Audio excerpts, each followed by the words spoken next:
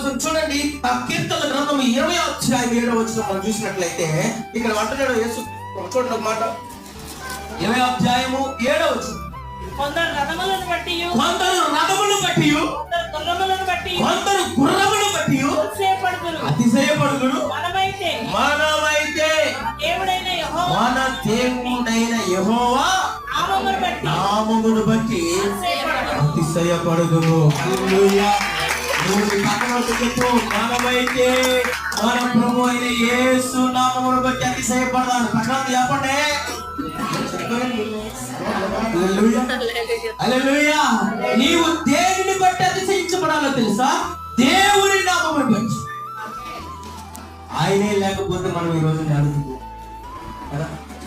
ఆయనే రక్షించుకోకపోతే ఈ రోజు ఏ పరిస్థితిలో ఉండేవారు? నిజంగా చాలా పెద్ద ధనవంతులు, బిజినెస్ మ్యాన్స్